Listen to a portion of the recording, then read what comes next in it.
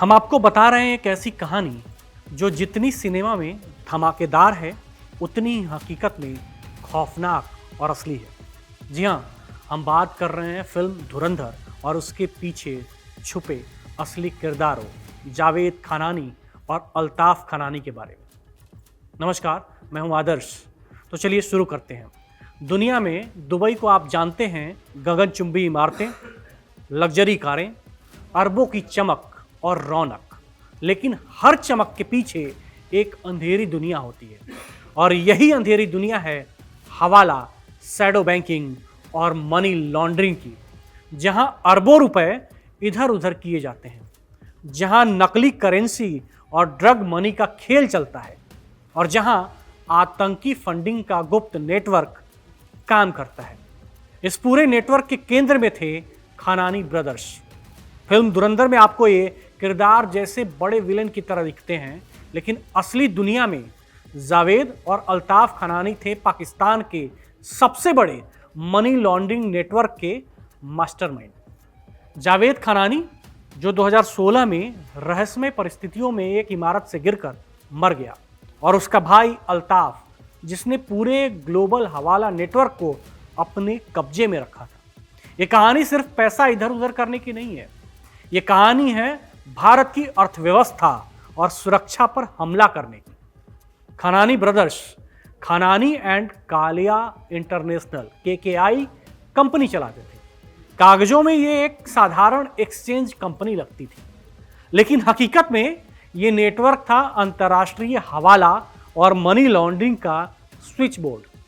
अमेरिकी वित्त विभाग ने इसे बाद में सिग्निफिकेंट ट्रांजैक्शनल क्रिमिनल ऑर्गेनाइजेशन घोषित किया और ये नेटवर्क फैला हुआ था कराची से दुबई, टोरंटो से पूर्वी अफ्रीका तक, और भारत और अमेरिका की खुफिया एजेंसियों के मुताबिक इस नेटवर्क के जरिए फंड जाता था लश्कर-ए-तैयबा जैसे मोहम्मद दाऊद इब्राहिम की डी कंपनी, और ये सब होता था हवाला सिस्टम के छुपे हुए रास्तों से।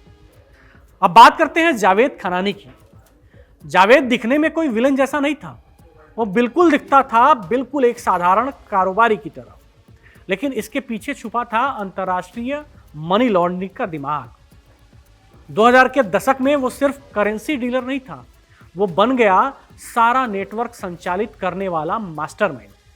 लेकिन 2016 में, वही साल जब भारत में नोटबंदी लागू हुई, जावेद खानानी की रहस्यमयी मौत हो गई, एक इमारत से गिरकर, या फिर किसी ने मार दिया।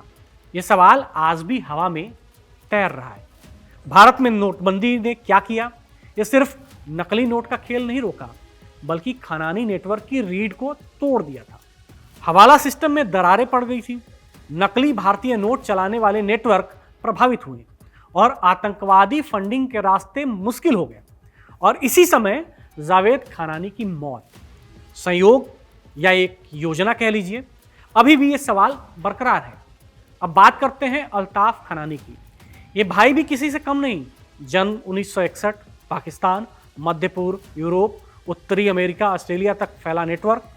2016 में अमेरिका में गिरफ्तार, 3 साल जेल में, फिर 2020 में रिहा। यही नेटवर्क था जो भारत में नकली नोट FICN की समस्या बना रहा था, और यही कारण था कि नोटबंदी के बाद भी नकली नोटों की समस्या बरकरार रही। फिल्म धुरंधर में इन किरदारों को विलन दिखाया गया है, पर हकीकत में ये किरदार सिर्फ पैसा नहीं घुमाते थे, ये आतंकी फंडिंग, ड्रग मनी और नकली नोटों के मास्टरमाइंड थे, और पूरे नेटवर्क को ISI की छत्रछाया मिली हुई थी। इस कहानी में डर इतना है कि सिनेमा भी इसे पूरी तरह नहीं दिखा सका।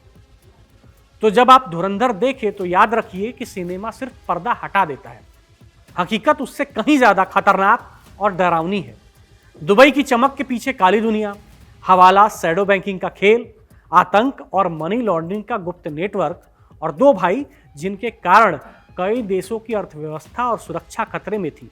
सिर्फ यही नहीं, आज भी ये दुनिया पूरी तरह गायब नहीं हुई है। ये कहानी है आतंकी फंडिंग के गुप्त रास्तों की। तो जान लेते हैं कि हवाला नेटवर्क कैसे काम करता है, मनी लॉन्ड्रिंग कैसे होती है, नकली करेंसी और ड्रग मनी का खेल कैसे चलता है। सबसे पहले समझिए हवाला होता क्या है। हवाला कोई नया सिस्टम नहीं है, यह सैकड़ों साल पुराना तरीका है पैसा भेजने का, बिना बैंक, बिना रिकॉर्ड। मान लीजिए आपको भारत से दुबई पैसा भेजना है, लेकिन आप बैंक नहीं जाना चाहते, कोई ट्रांजैक्शन रिकॉर्ड नहीं चाहते, तो आप जाते हैं एक हवाला एजेंट के पास।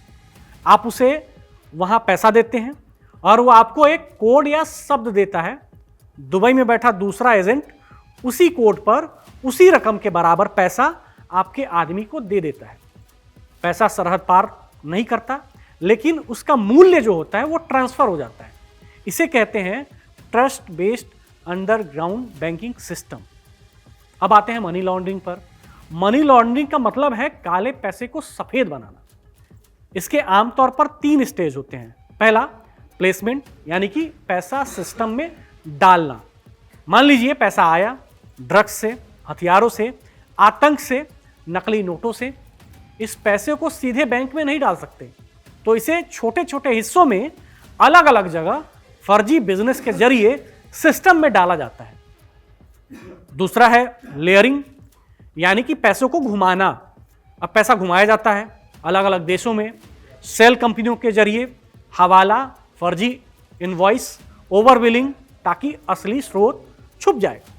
यही दुबई, कराची, अफ्रीका, यूरोप जैसे हब इस्तेमाल करते हैं। तीसरा है इंटीग्रेशन, पैसा सफेद बनाना। अब वही पैसा real estate, hotel, gold, stocks, luxury business में लगाया जाता है। अब वो पैसा कानूनी दिखने लगता है।